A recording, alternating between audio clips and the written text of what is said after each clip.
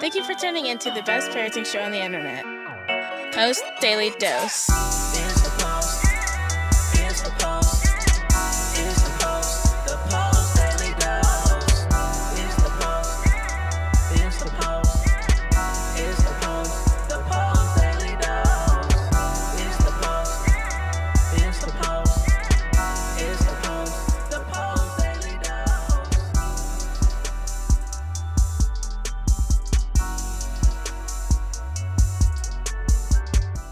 Post. It's the Post. It's the Post. The Post Daily Dose.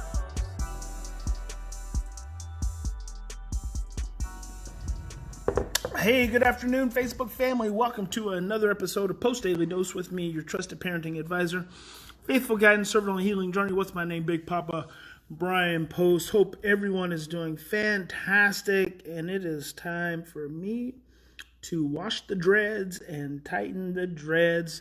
The time has finally come. So today I want to talk to you guys about tantrums, and what did I say the title of this episode was?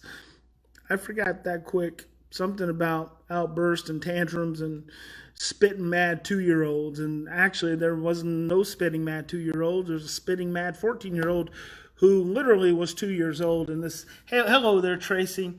So, oh my gosh, it just reminded me I had an email from Australia, of all places. Some investigators, some police officer doing an investigation with some family, and I need to reply because I offered my services. So here's the thing.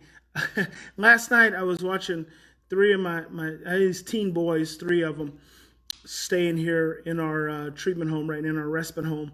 And they were, hello, Frank King, and hello, Mimi.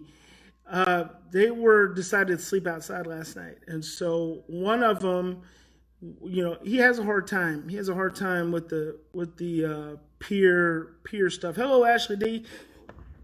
And so they were outside putting together, he wanted to sleep in the tent. They just wanted to sleep on the ground, under a canopy. Well, they decided that they were going to do a canopy. And, hey, good morning, Chrissy.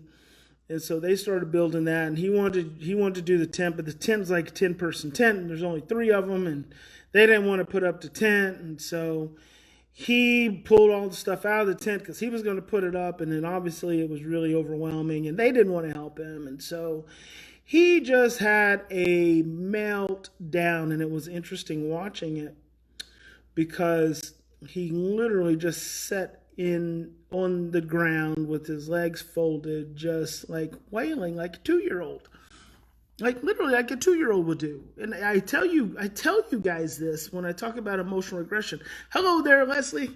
Good to see you as always. In times of stress, we regress. We regress to an earlier emotional age. Hello there, Maureen.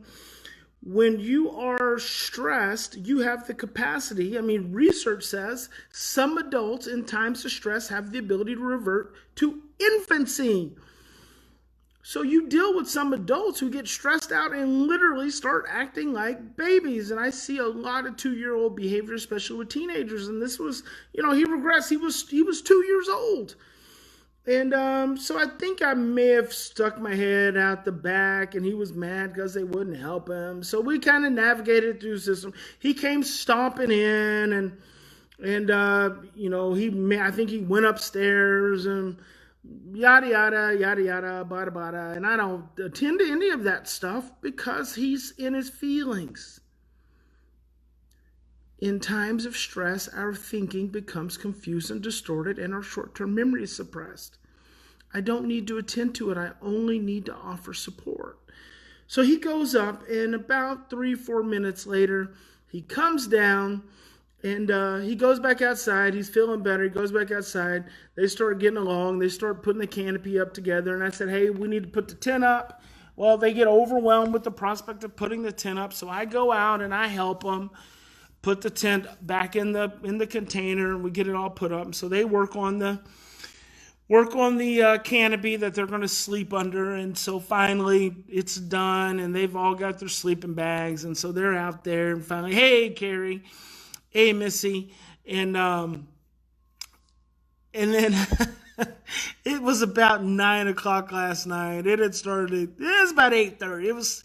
It was just getting to dusk. And I hear another little outburst. Yeah, he's mad. Oh gosh, one of the kids threw some dirt or something and they got on his pillow. And he's mad. He come fussing in, cussing, and they're cussing back and forth. And I'm like, hey, we're done. So he comes in. He's mad, and he asked me if I'd wash his blanket because he had his blanket from outstairs. And I shook it out for him and told him to turn it over. And he went upstairs and he went to bed. So they stayed out. The other two stayed out and pretty much slept out there. They didn't even wake up till 10:30. He was up at like 8:30 this morning. And seemed a little agitated. And I'm just like checking in with him. And, it's what do you need, buddy? You seem a little agitated. And so we kind of went through a little process, no big deal. And so earlier today I had a visit with one of my parents. And so I got back, Sarah, our house coach here, was with the three boys. And so when I came in, they were doing whatever, doing their thing. And so he was sitting over on the floor and the other one was sitting on the couch. I guess they were on one of their video games where you can join Minecraft or something. But anyway, he was mad because the other kid wouldn't let him in.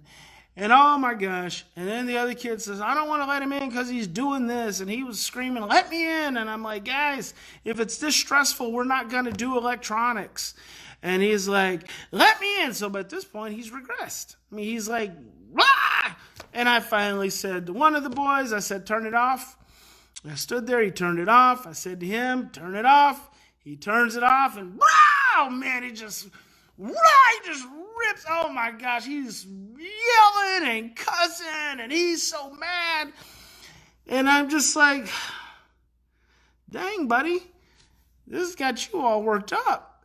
And the other kid's just sitting there, and Sarah's in the kitchen, just kind of checking it out. And he goes upstairs, and he's, yelling, and I said, well, we love you, and hell, I don't even know what I said, just words of affirmation and kindness, and we're sorry you're having a hard time, buddy, and it's gonna be okay. And he's yelling about how much he hates us and blah blah blah. So this goes on for about 2 minutes, and so then I walk upstairs. And he's sitting on his bed, and again, he's a 2-year-old. He's not 2, he's 14, but he's a 2-year-old, and I see it. But here's what's important, and this is what gets a lot of parents. His 2-year-old energy is expressed in a 14-year-old body, so the energy, you've got to start listening. If you're paying attention to yourself, you pay attention to what your nervous system does. And his energy is big energy, and he's not even a big kid. It's big energy. And a lot of parents, that is threatening.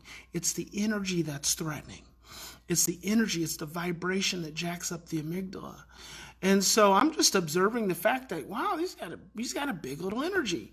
And so I go in and I sit down, not on the bed. I sit down on a little chair he's got in his room, and he's mad, and I'm just talking to him real calmly, it's going to be okay. And he tosses some plastic toy down, and so I just kind of walk over and I pick it up, and he says, put that down, that's mine. And I just set it back down on the counter, and on his little nightstand, and I sat back on the couch, and I'm just being quiet at this point. And he starts to go into feelings. Oh, bigger feelings. He's crying, and bigger feelings, and some grieving going on. He's just feeling all these feelings. He's like, get out of here. I don't want you in here. Get out of here. I don't want you in here. And so I got up and I said, okay, well, I'm here if you need me. And I just gently, slowly just walked downstairs. And as I'm going out, he's pulling the blankets over his head, and he's laying back, and the world's ending, and it's terrible. And he gets really quiet, and this is all over the span of literally 5 minutes. And I'd come down and I'd just kind of go on about whatever we were doing. I mean, the other boys start doing what they're doing, and Sarah's doing what she's doing. And before I know it, he's downstairs and he's outside, and they're all, kind of fooling around with their bikes, and it just kind of dissipated and just moved on. So it's this major tantrum that just had to work itself through. Most parents get hijacked by that energy. And when they get hijacked by that energy, see, here's what I know. Here's what I know. I know that whatever's going on with him in that moment is the byproduct of years of inability to safely express his feelings. It's like no containment for his feelings, no safety for his feelings. So we provide this ability for him to have this big emotional outburst. He throws a couple plastic things, no one's gonna die. And then it just goes away. And so what I see happening, and I saw this happen with one of my kids the other day, a kid that normally, when he gets hijacked, runs off the rails. Well, I just watched him pull it back together. And I know that's just a byproduct of repetitions of having this emotional arousal. And see, a lot of times parents don't realize that they get hung up on kids yelling or kids cursing or kids throwing things. And that's what you want to focus on. You want to focus on the fact that they're yelling. You want to focus on the fact that they're cussing. You want to focus on the fact that they broke their own freaking toys. Not even your stuff, it's their stuff. And then it stops. See, when you get focused on that, you're focused on the wrong things. I said years ago, ignore the behavior, don't ignore the child. Ignore the behavior, don't ignore the child. Tend to the stress, tend to the fear, tend to the overwhelm, tend to the emotional regression when you can see it. And you work that process through, and it looks completely different. Lots of kids looks completely different. Just like Annalise says, she has a 6-year-old, adopted 2.5. So that tells me who he pees in containers or on the floor when anxiety gets high. Well, that's, again, he's going back to a stage of when he was neglected. He's going back to a stage of when he was abused. And that's when he's stressed. He goes back to those blueprints in his brain when he doesn't feel safe. Children misbehave when they don't feel safe, and it doesn't have anything to do with your home. It doesn't have anything. Oftentimes, it doesn't have anything to do with your home. Oftentimes, it doesn't have anything to do with your existing relationship. It has to do with their past blueprints. They are pursuing an old neural pathway, and it's autopilot. And unless I give that child a different experience in the presence of that pathway, they're going to keep doing it. And if I reaffirm and strengthen that pathway by creating more stress, by creating more negativity, it's going to just strengthen that same pathway. But if I give them a different experience, that's what starts to build up in the brain, a different experience. And then what happens over time with enough of that repetition, the child literally, the tantrum starts to diminish. And in the moments of frustration, they start to be able to pause and they start to be able to choose a different pathway. That's the process of healing. And it doesn't have to take a long period of time, but it is extremely powerful because energy is very powerful. When we can maintain our own energy and not get hijacked ourselves, and we are the world's best at getting hijacked. Adults, we get hijacked and we act like we're calm and we're actually freaking losing it. Well, we send that vibration to our children all the time. So that becomes very important. So we worked it through. The kids, eventually they said they want to go swimming. I said, are you guys sure you're not too stressed out? Because I'm happy for you to stay home because I don't want you to get too stressed out. And Sarah gets stressed out, and they're like, no, we're good. The swimming's fun. We'll have a good time. Okay, go swimming for a couple hours, and it's good. And then he'll come back, and he'll probably after that. Today, that was pretty high level. He'll probably have a fine evening, but he may not. He just may be agitated, and who knows what's at the root of that brain that's getting worked through. But that's the key. Every time he has an outburst, he's working through something, even though he may not always know what it is. So there you have it. There you go, Annalisa. Boom! Back to school anxiety. Absolutely. And back to school anxiety isn't about back to school. Back to school anxiety is about transition. Back to school anxiety is about loss. Back to school anxiety is about abandonment. Back to school anxiety is about a life and experience long before you ever came along.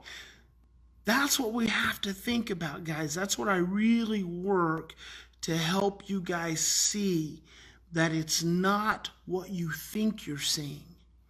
It's about a whole other reality that exists in your child's brain. And that's what you have to learn to attend to. You don't need to know the specific.